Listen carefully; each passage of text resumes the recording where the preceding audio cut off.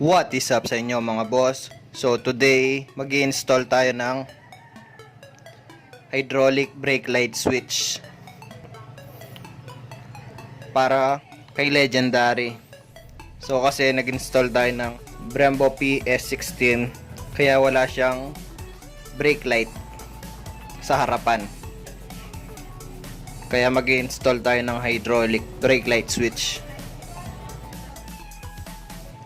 Ang price pala nito is 200 pesos. So first, kailangan natin tanggalin yung headlight niya. Bago lahat, shoutout muna tayo.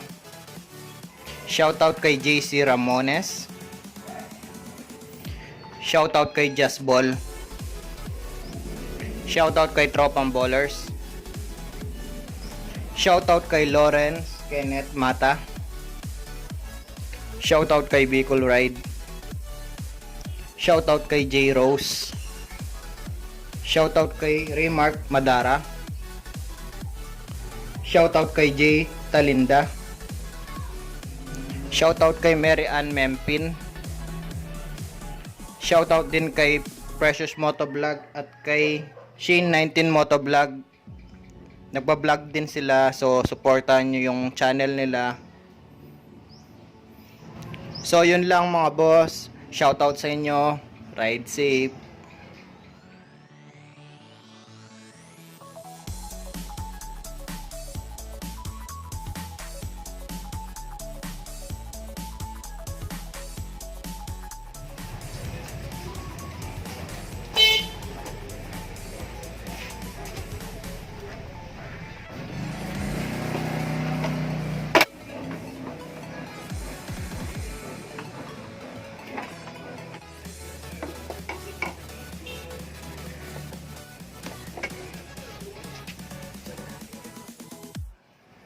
So ayan mga boss, kung maaalala nyo, ito yung dalawang wire ng brake light switch. So binalot natin para hindi ma-aksidenteng matap sa negative, baka ma-short. Dito natin itatap yung hydraulic switch na install natin. So first, kailangan muna natin mag-bleed o tanggalan ng brake fluid yung brake master natin. So first, buksan muna natin yung cap.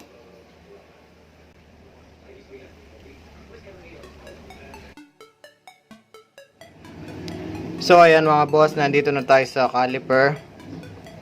Repeat the process lang dun sa pag-install natin ng PS16 na Brembo.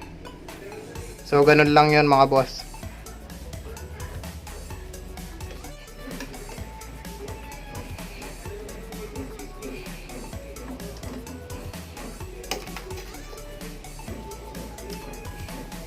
And then pump lang natin mga boss para lumabas yung brake fluid.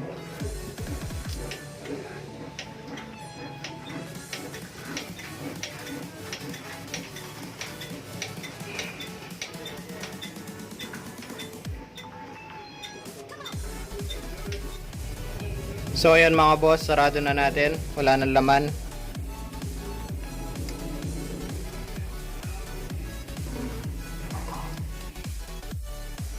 So ayan mga boss, tatanggalin na natin yung banjo bolt.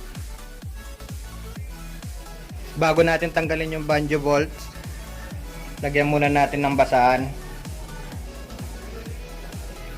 para in case na may pumatak na brake fluids, hindi masira yung fairings o hindi direkta sa fairings.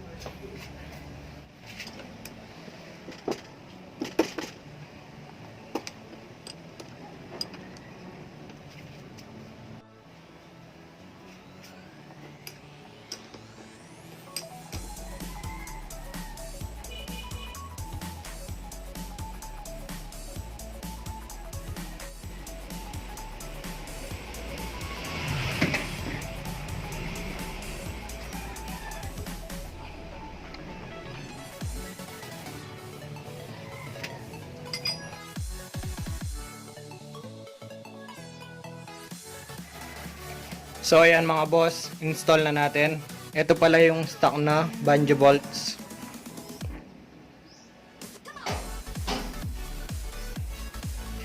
Kung mapapansin nyo, mas malaki yung butas ng stock kumpara sa hydraulic switch, brake light switch na install natin.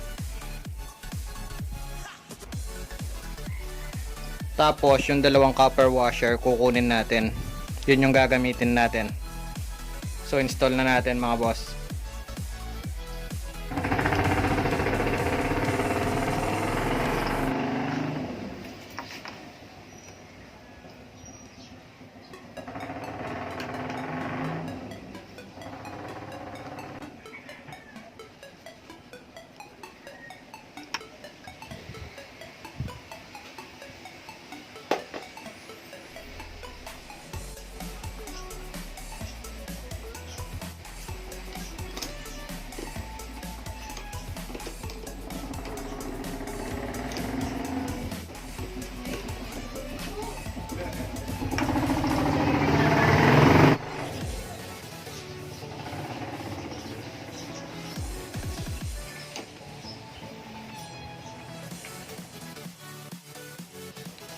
So ayun mga boss, na-install na natin. Ang size pala ng hydraulic brake light switch is 14mm. Yung stock na banjo bolts 12mm lang.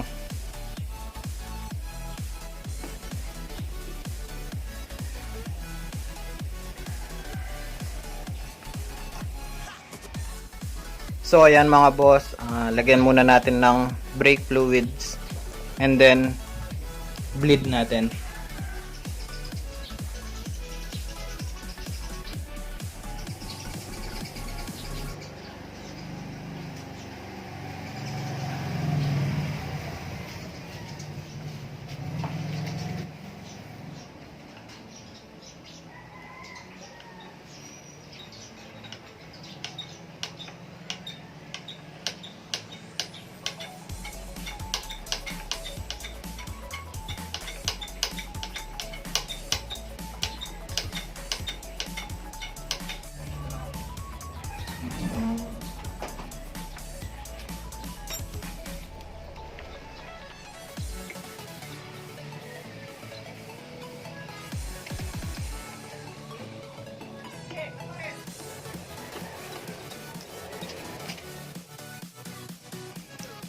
So ayan mga boss, wiring na tayo.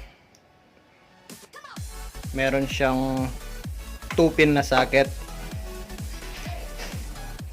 So meron akong nahanap na male adapter ng 2-pin socket. So galing to sa preno, pang likod.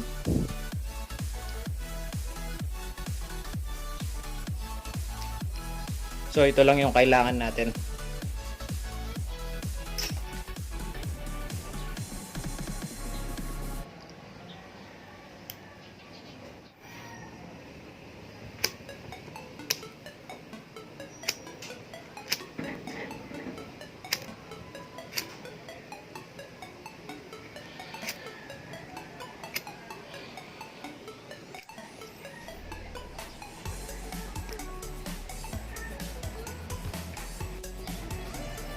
So ayan mga boss, check muna natin.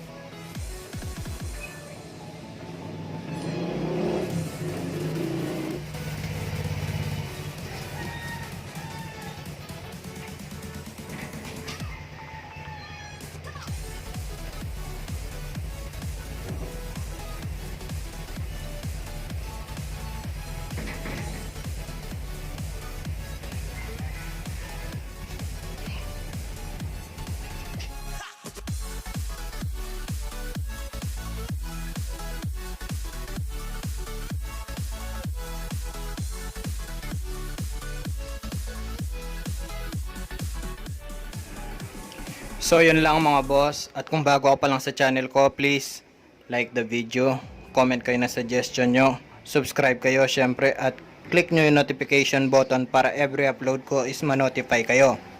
Yun lang mga boss, ride safe.